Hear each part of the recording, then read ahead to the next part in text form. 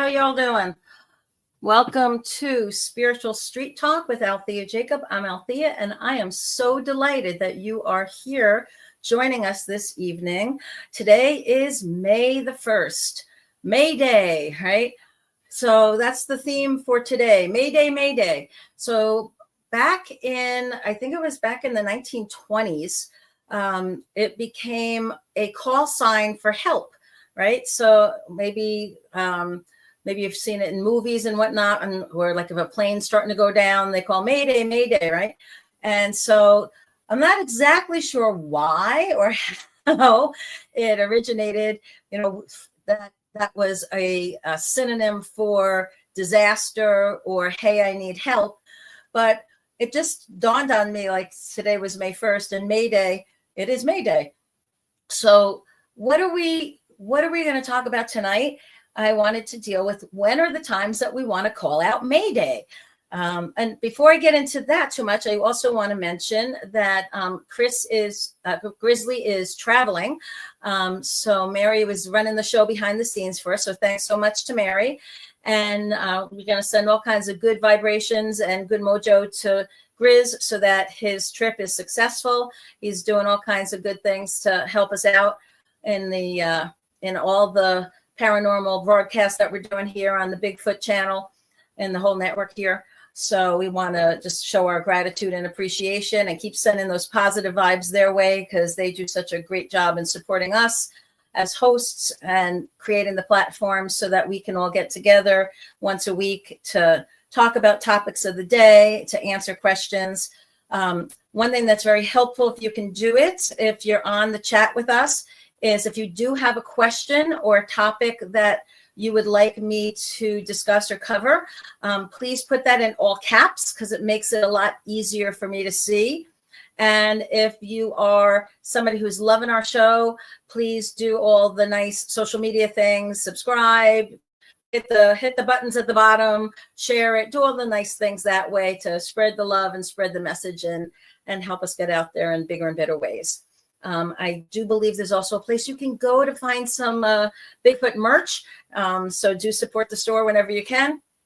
And anyway, so I just wanted to mention, while it's just my face you're seeing tonight instead of me and Grizz both on the screen. So May Day. So what do we do? How do we deal with crises or challenges or hardships that come our way so that we can come out on the other side of it as whole as possible?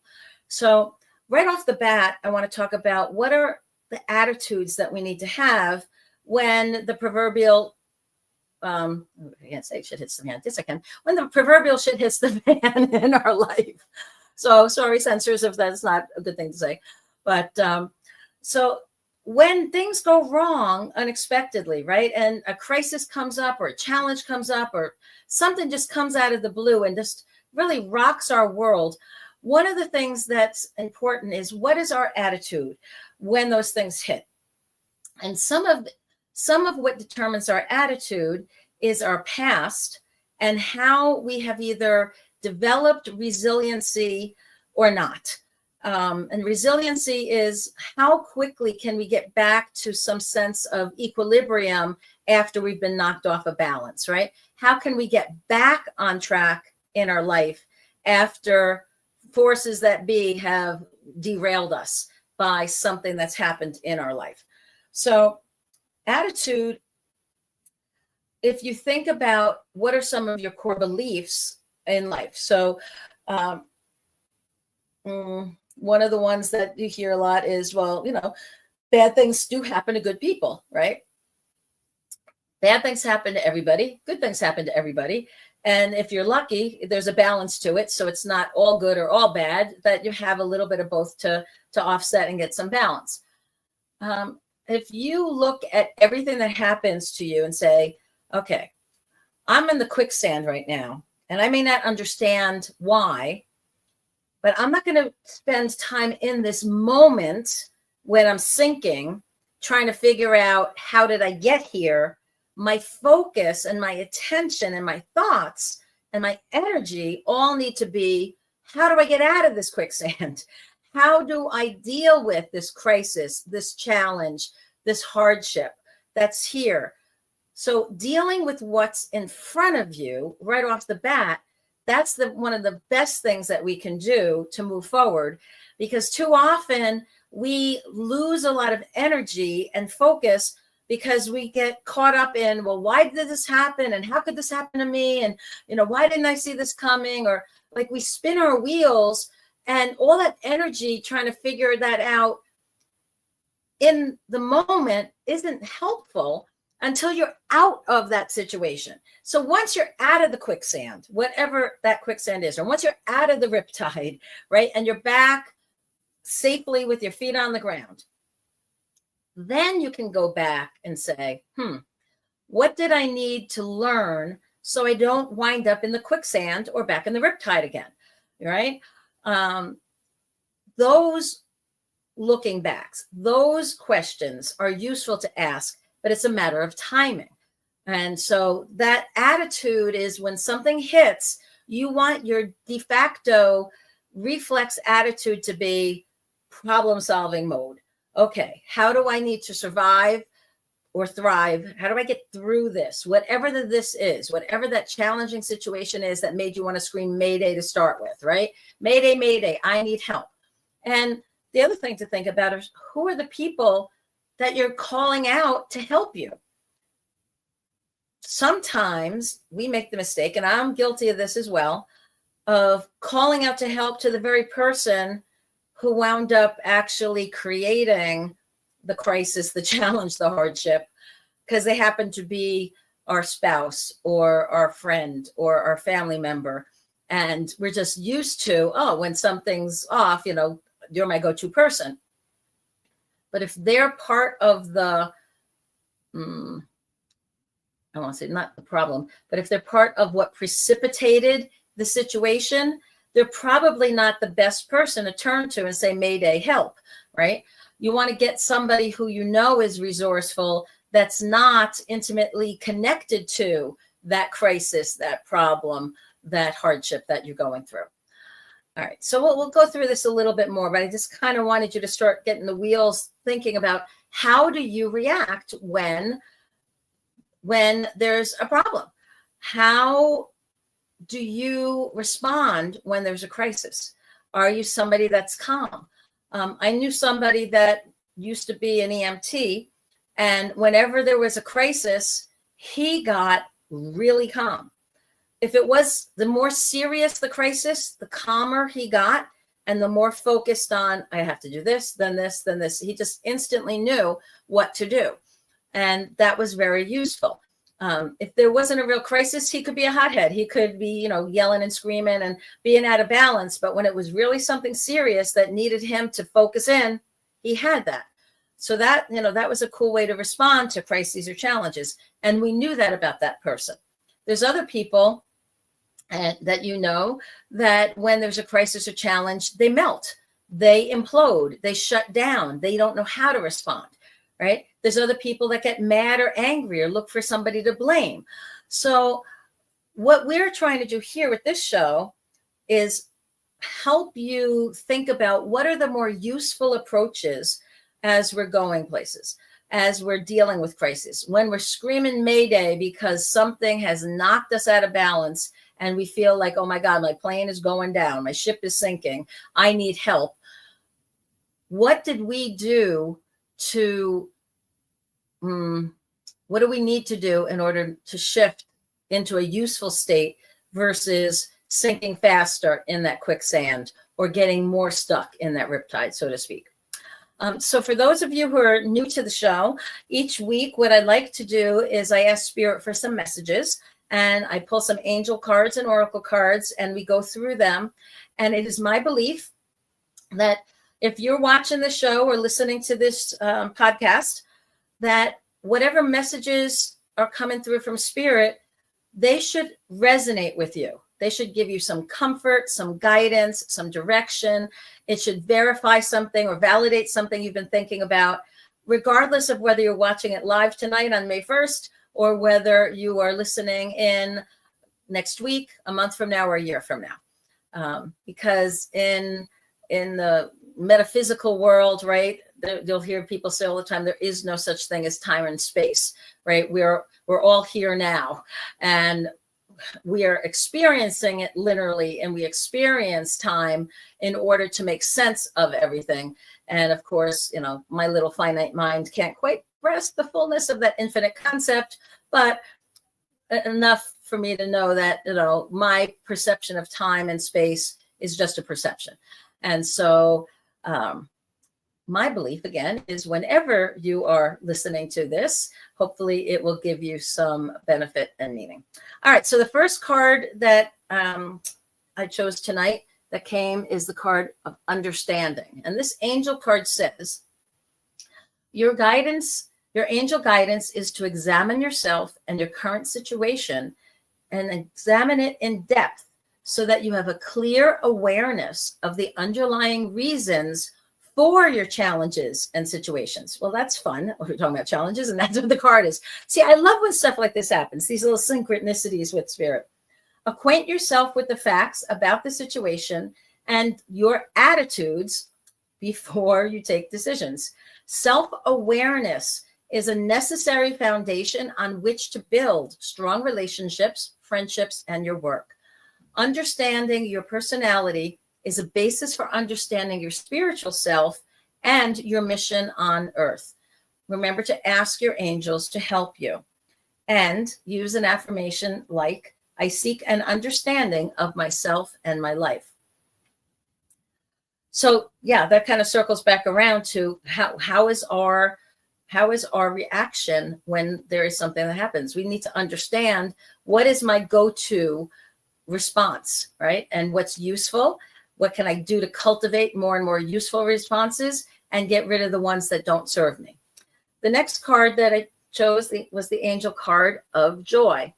And joy reminds us, joy is the highest energy of all. It is the magical sense that everything is possible. Joy springs from appreciating the gifts within each moment. Joy allows us to attract and create our present and future moments at their highest possible levels. And so that kind of flows from, you get the understanding, you make better choices, that helps to cultivate joy in your life. And then the third oracle card I chose was the card of shaman. And this says, when you do that, when you understand yourself, you're experiencing joy, you can also experience powerful energies. Feel the pulse of the sun and the earth in your heartbeat. You can channel ancient wisdoms and power from past lives, and you can work with nature spirits.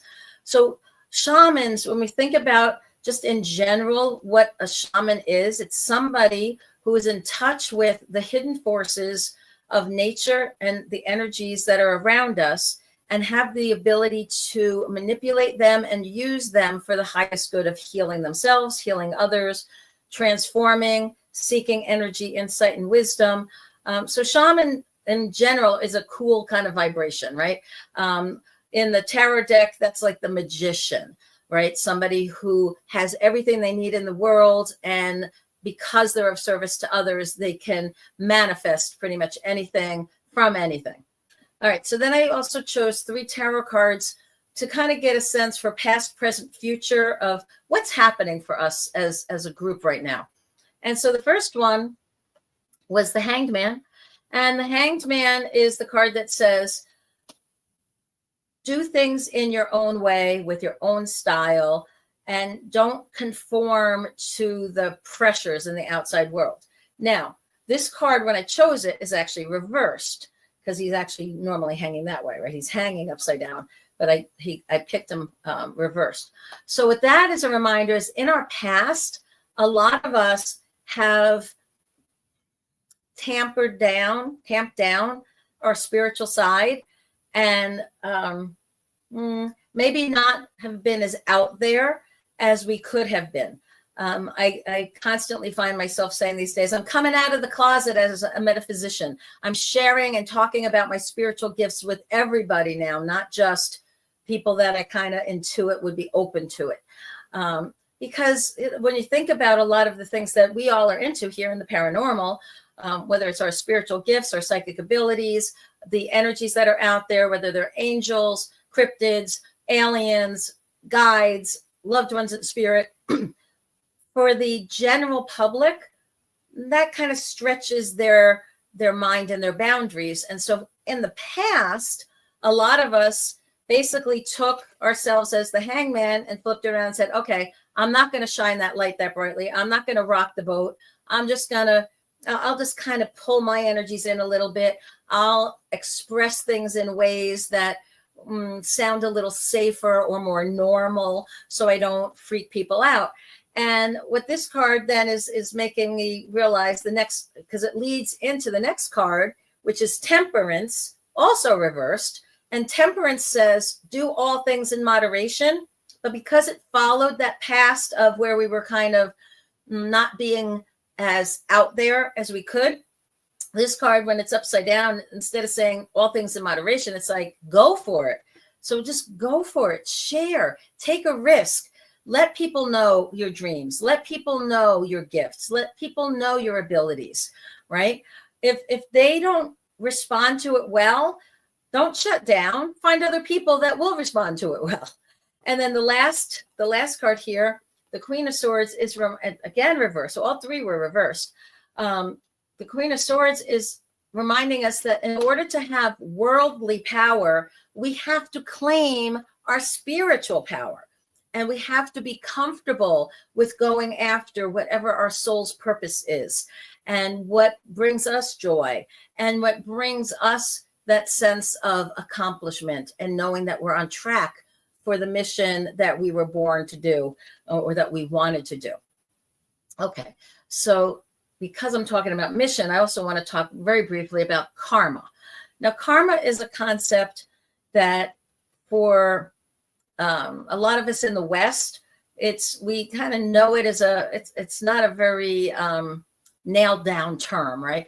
But when you look back to its origins in the Eastern philosophies, karma has a very specific connotation and meaning. And it's two sides of the same coin. It's karma and dharma. Karma are the negative things that we do that kind of like are the strikes against us and create a debt. It's like a withdrawal out of our emotional, spiritual bank account. And dharma is the opposite, where we do acts of kindness or service, and we're putting the deposits in that emotional bank account or spiritual bank account, so to speak. So when we're talking about karma, when we're banting that phrase around here in the West, a lot of people think, well, obviously you don't believe in karma because you did this negative thing and it's going to come back to bite you in the butt later, right? So for us, we're very focused on just the one half of the karma side and not very often thinking about the dharma, which is what's the good stuff that offsets the negative.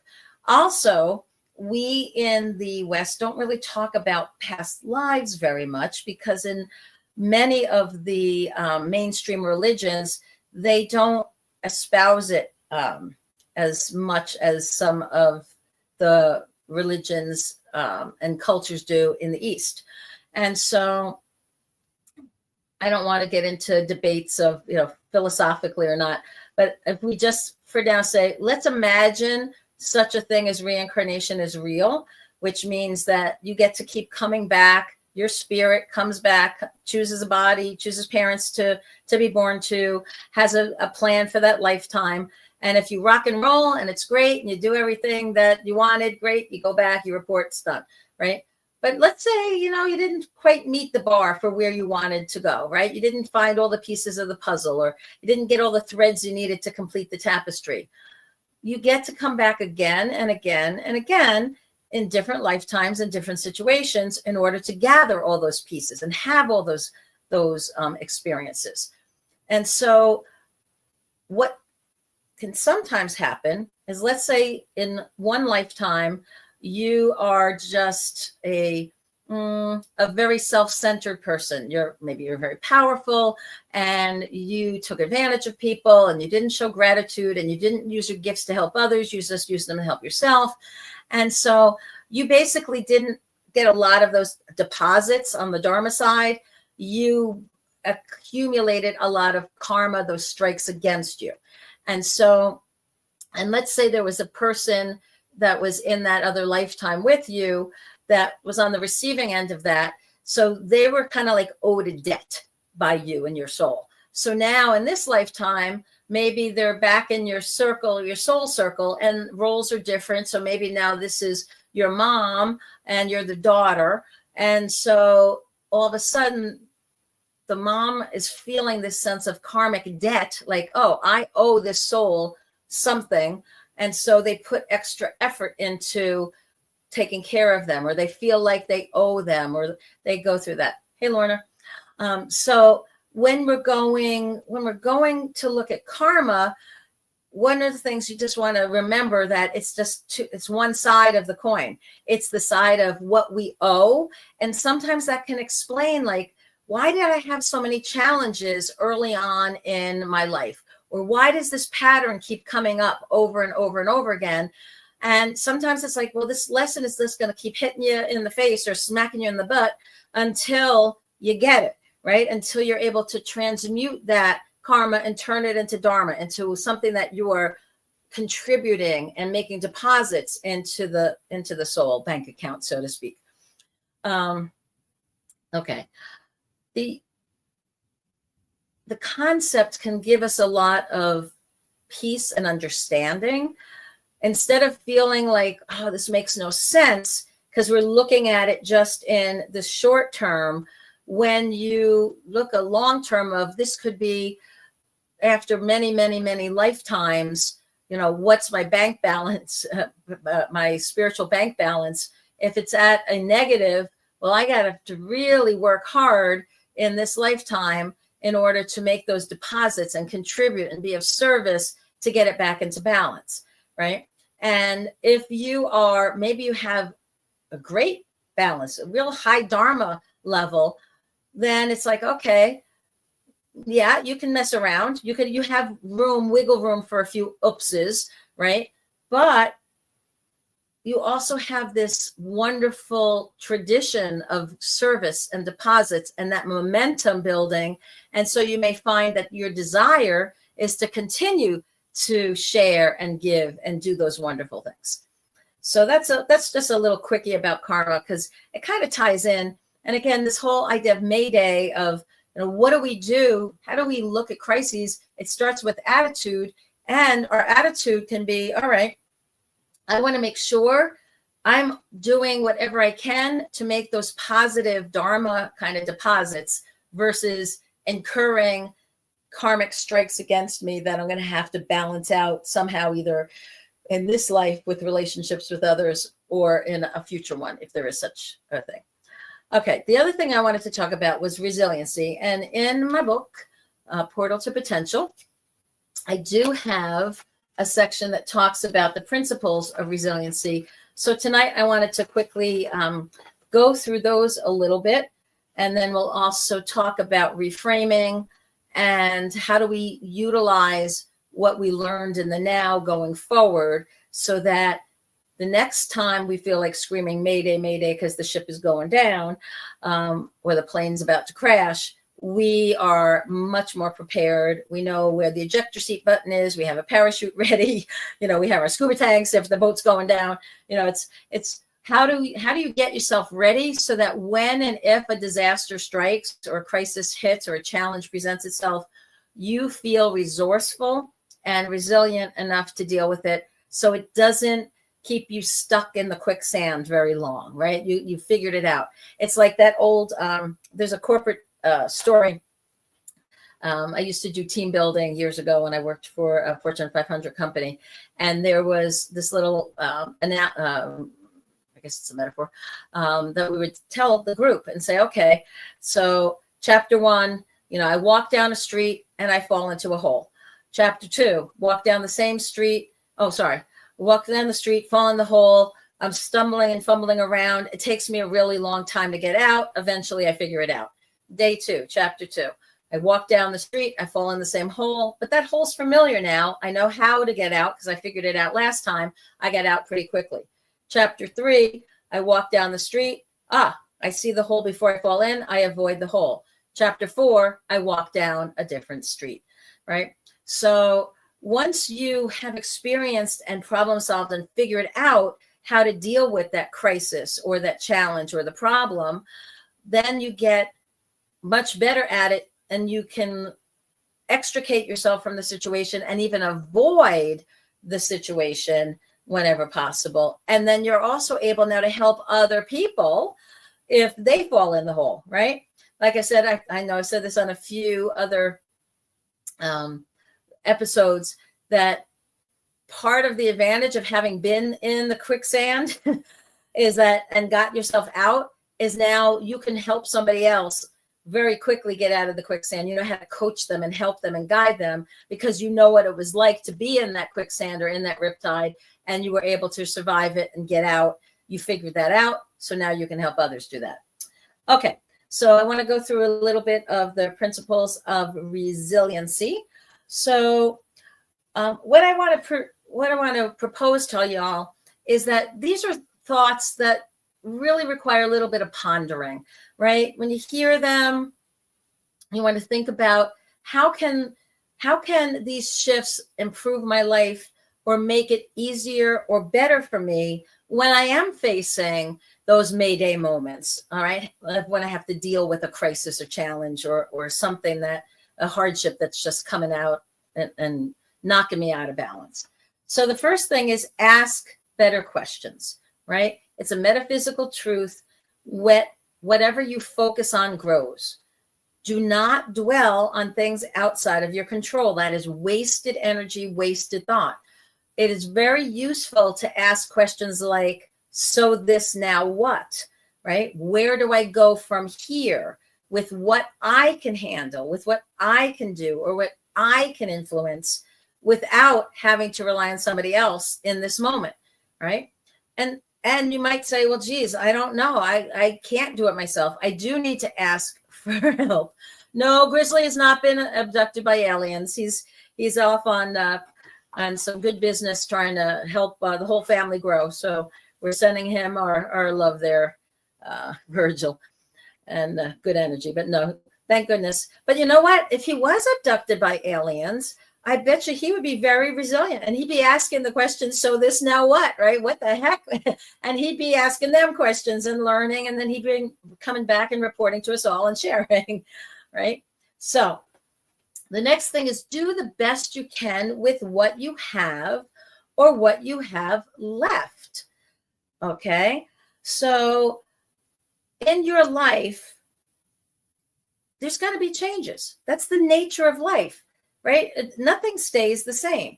So when you're going through a time of crisis or hardship, those Mayday moments, it is really critical to focus on what you need to be doing to move in the direction of what you want and need.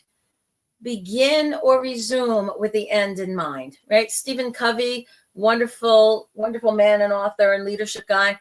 And one of the things he said with his 7 habits of highly successful people was, or effective people, was to begin with the end in mind, right? What am I trying to do?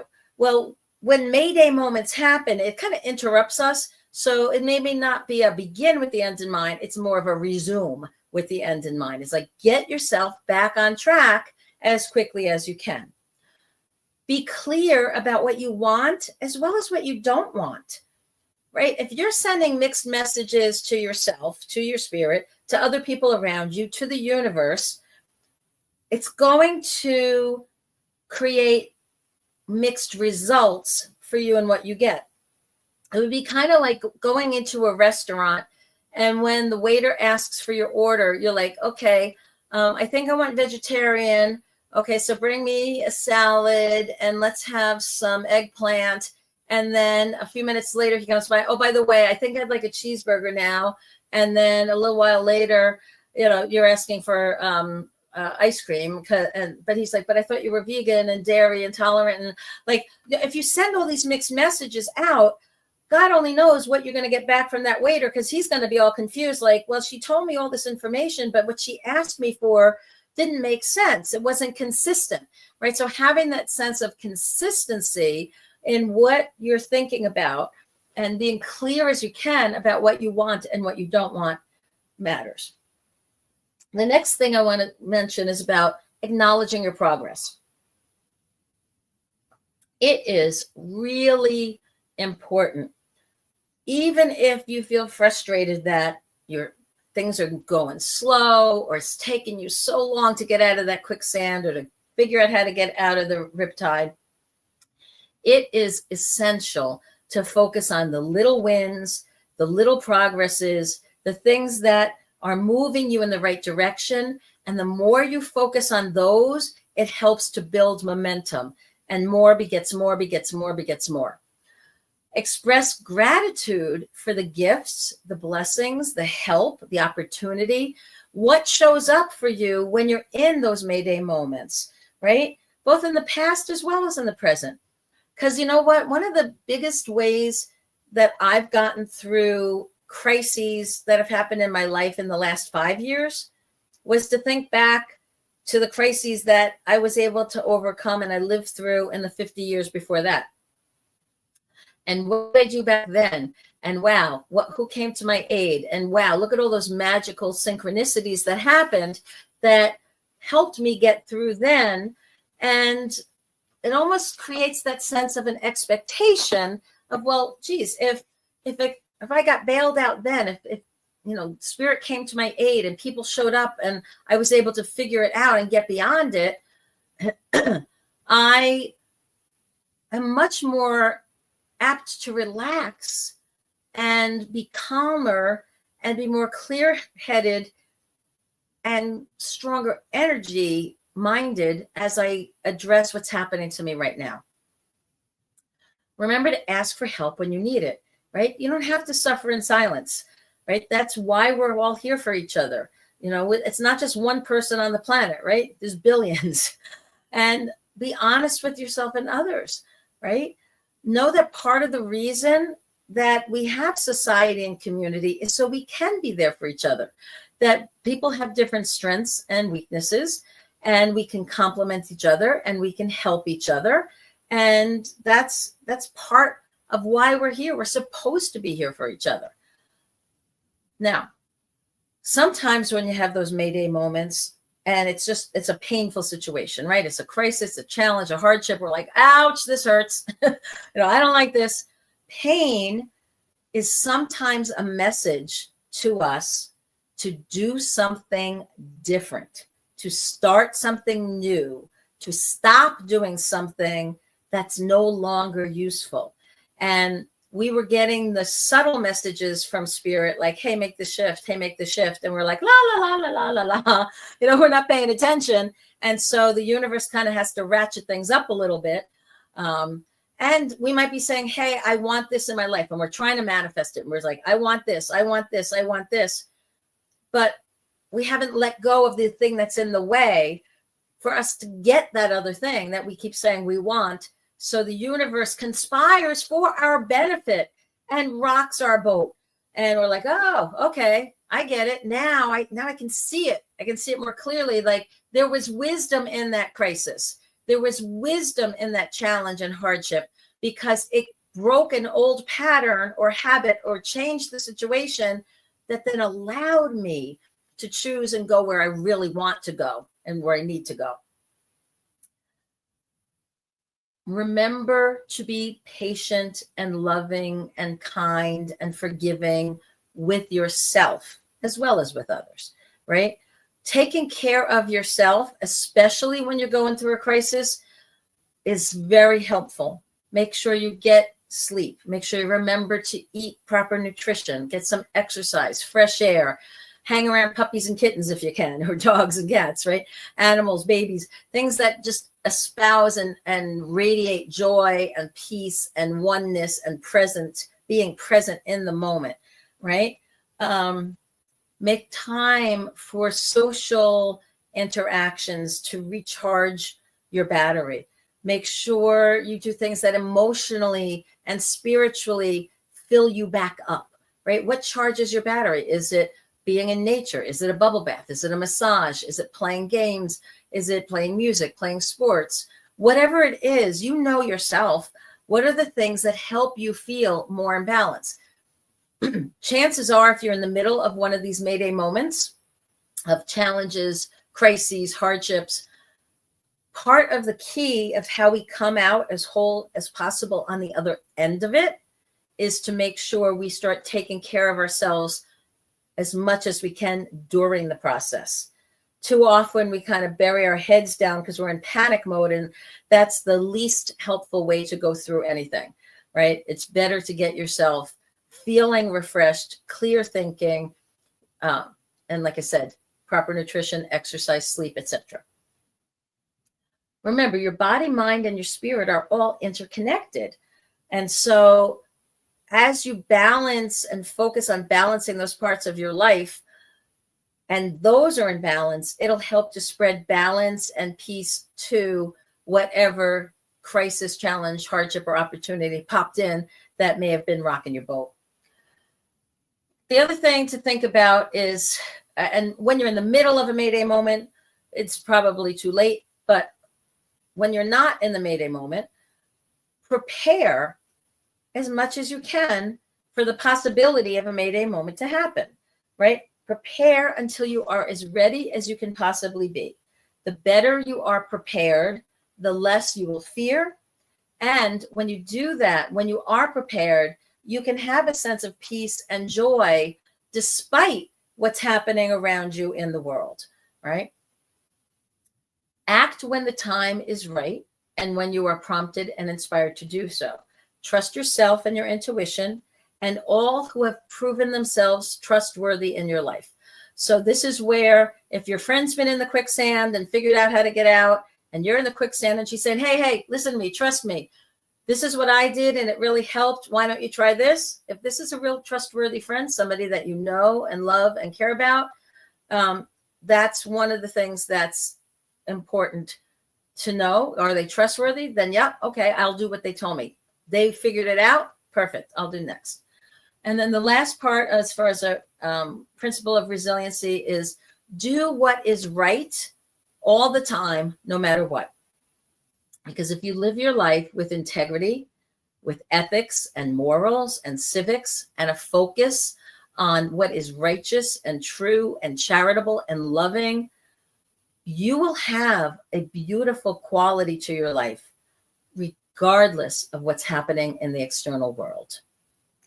Your life has purpose and meaning far greater than what you do for your living. Let me say that again. Your life has purpose and meaning far greater than whatever you do, whatever activity you do to make your living.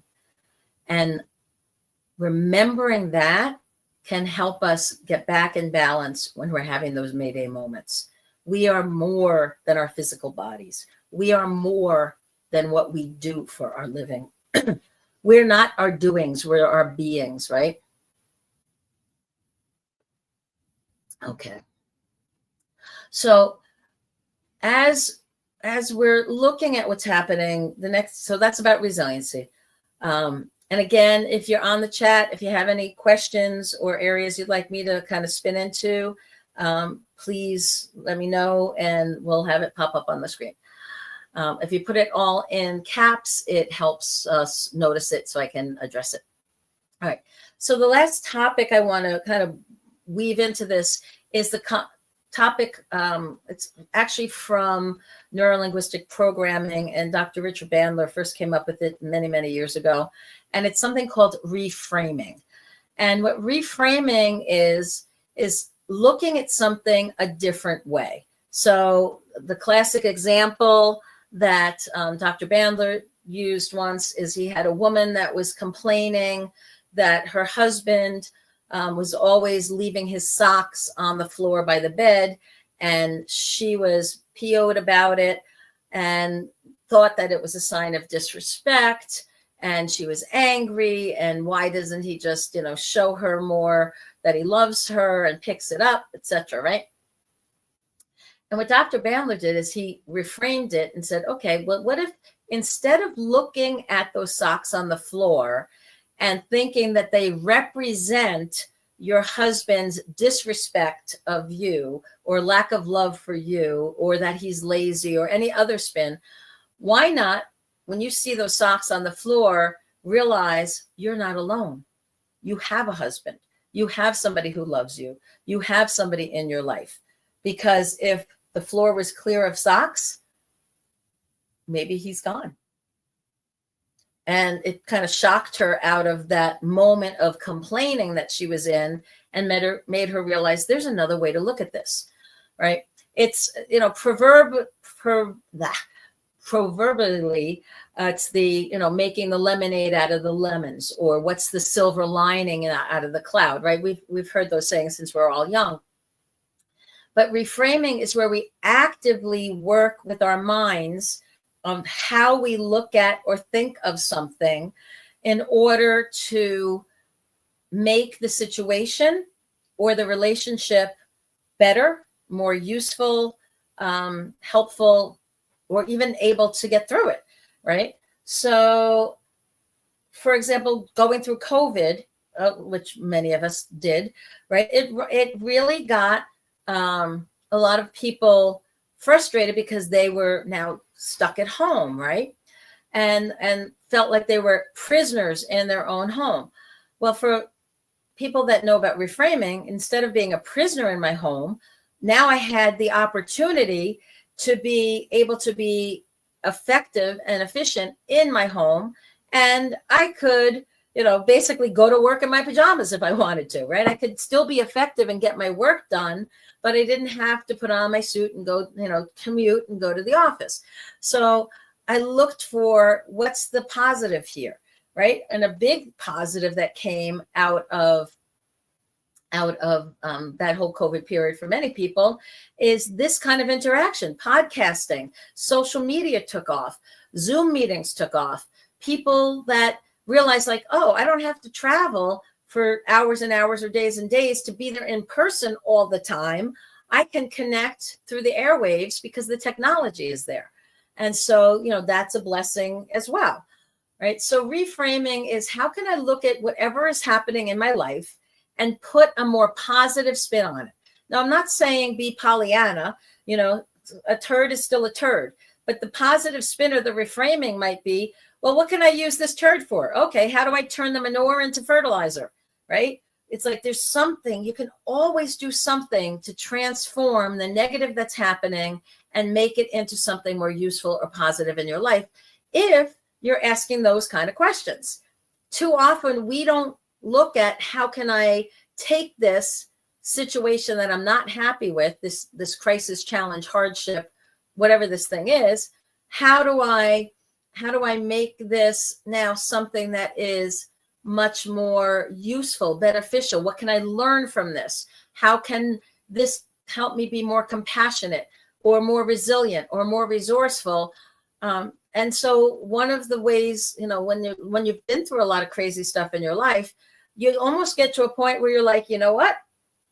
My reframing is, if I've made it through all the rest of this up to this point and I'm still here, I didn't just survive, I thrived, I figured it out. I am pretty confident that I'll be able to handle whatever else comes my way. And I know, because my life is devoted to service to others, and I know so many other people, there's people that can help me if I need it, and I'm there to help them if they need it, right? It's that feeling of community that we have and helping one another. So I see there's a lot going on in the chat about the hot sauce. So that's cool, right? So, we have some great products that are out there, and the hot sauce. And it's funny because for me, I'm actually allergic to peppers. And so I know people who love hot and spicy, they love it. And so I'm constantly on, like, I have to reframe, like, okay, that's not food that will kill me. It's just food that I don't like and I can't eat because I have an allergy, right? But for people that enjoy it, I love that they enjoy it, that they are happy with it, that they are able to share bits and pieces. And I know so many people, like the hotter the better, or they take pride in, I don't know, like is it ghost chilies now? That's, I think, one of the ones that are like the hottest, right? And there, people enjoy that. So come together in community over whatever similarities you have, whatever commonalities, common loves, common interests. That's how we function as a society, and that also helps us, right? We share information, like with the hot sauce stuff, like what's too hot, what's not hot enough. Oh, this is a way to put it on this, or I found that this is better here. It's sharing those tips and techniques, and it doesn't matter if it's something as simple as food, or how to get out of the quicksand of a relationship where there was infidelities, or how to figure out what to do if there's abuse in a workplace environment and how to get past that, and or bring it to light, or deal with the repercussions, right? So we can look at things at very microcosmic levels or very macrocosmic levels, depending on what comes up. But again, it really comes back to, what have we learned and what can we utilize from that going forward, right? Taking the techniques, taking the success factors, learning what we learned, like what ropes did we grab on to get out of quicksand. Things I learned not that long ago. I watched a documentary. I was on one of the nature channels, maybe, yeah, History of Nature, one of those. And they actually talked about how to get out of quicksand. And I remember hearing a long time ago, like, don't struggle in quicksand because you'll go down that much faster and all this kind of stuff. And what the scientist actually said was, what you want to do is isolate one leg and just do really rapid movements with the one leg back and forth. And what happens is the quicksand kind of liquefies around it. So instead of being like concrete holding you down there, it liquefies. And now your leg right around that one leg, it's much more watery, and you're able to extract it by doing that little bit of vibration and movement of just an isolated body part. And then once that's free, you do the same thing with the next one. So if an arm, start with the arm if that was stuck. But I thought that was really fascinating. It's really micro vibrations shift, kind of like a centrifuge. So the denser particles separate, and the liquid is what remains, and you're much able to get out of there. We talked about riptides, so let's do due diligence on that. If you're ever caught in a riptide, what's a riptide? So a riptide is when you're swimming out in the ocean currents are pulling you out versus allowing you to swim back into shore. And so one of the advice from lifeguards, if you ever find yourself in a riptide, is don't fight it, flow with it. And instead of trying to swim directly into the shore, go parallel to the shore in one of the directions, either to your right or left, and try to swim that way, even if it's pulling you out, but go down the shoreline or up the shoreline, whichever way is easiest for you to go, because the riptides tend to run in zones. And once you're outside of that particular zone, it's not trying to pull you out anymore. So instead of battling and exhausting yourself trying to swim towards the shore, go to either side parallel to it and try to float and relax, and let it take you, even if it's taking you out a bit, but any effort should be to go parallel. So now I've never been in a riptide and I've never been in quicksand, but people that have been in those situations have figured out how to get out of it. I happened to watch a show and heard about it, and now I'm sharing that with you, right? That's what we're supposed to be doing with people in our life. When we have figured out how to get out of tough situations, those crises, those challenges, those hardships, those things that just kind of rock us off our balance point and be like, okay, what the heck do we do from here? Oh, you're welcome, Trista. How do we do that? It's a matter of relax, stay calm, don't panic, right? Those are the first things. And then what's your attitude? Okay, what can you draw on from the past that can help you shift out of that danger zone that you're in? And okay, we have somebody here that's mentioning about getting caught up in the drama and at work and drama in general, right? So many people love to get into the gossip and the drama and the trauma and the energy of and this and this and this and this. And yeah, it's a really great practice to ask yourself, will any of this matter 5 years from now or 6 months from now? And most of the time, you will find yourself that the answer to that question is no, it really probably won't matter. I'm making that proverbial mountain out of a molehill. You know, I'm latching onto it because some people thrive on drama, right? It's like that's a way they get attention. That's a way that they get people to pay attention to them and help them. And they become on the receiving end of a lot of compassion and help and attention. And so I'm sure we all know somebody in our life who is the drama queen or king, right? And it's like, what's the drama of the day? What's the emergence, the drama du jour, right? There's always something, you know, when you call those people, you know, there's always some tale of woe they're going to be telling. And you know what? It's exhausting. I actually had to tell a friend of mine who was like that years ago. I said, look, if every time you call me, you got to like tell me your tale of woe, I said, and not implement any of the suggestions of how to avoid the problem or fix the problem. Honestly, I don't have the time for this. And it just brings me down. And it's not really productive. I feel like you're just dumping on me. And why, you know, how is this helping anybody? Right?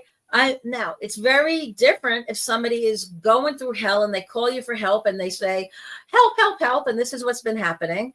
And then you give them some ideas of what to do and they actually try to improve their life and they don't fall into that hole again and again and again. That's fine. But the person that loves to be the center of attention because of the drama they create or that they're experiencing over and over and over, and they're never learning their lesson, or they're never trying to stop and think, okay, how can I get out of this situation? How can I get back on track? How can I focus on the blessings and opportunities and have gratitude in my heart instead of being stuck in this negative cycle? You know, it's almost like they create this whirlpool that just keeps sucking them down.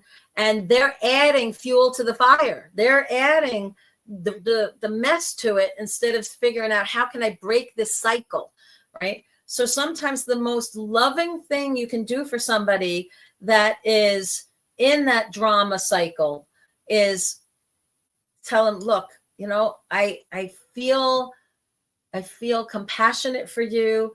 I can feel and see and hear, and I understand that you're in pain and you're confused of why this keeps happening over and over and over again.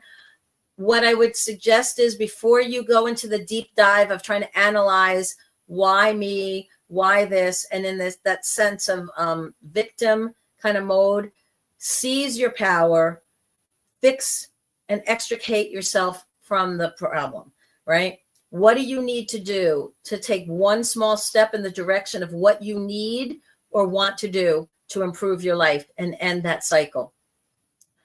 Spend your time focused on what's working, because where your mind goes, your energy flows. What you talk about, what you think about, what you take action on, those are the things that build momentum in your life.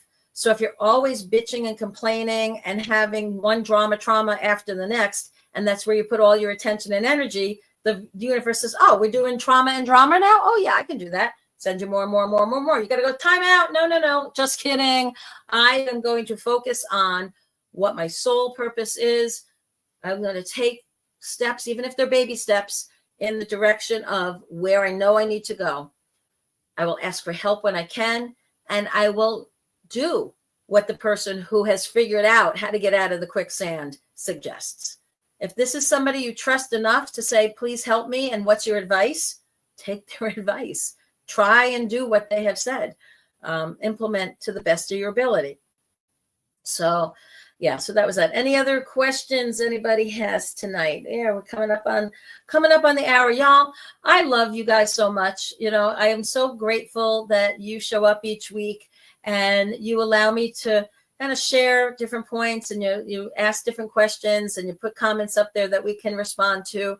I appreciate the opportunity to remind myself, as well as anybody who's out there listening, that life is about loving and caring and forgiving ourselves and others, and being compassionate and shining our light and sharing our gifts and being a force for good in the world.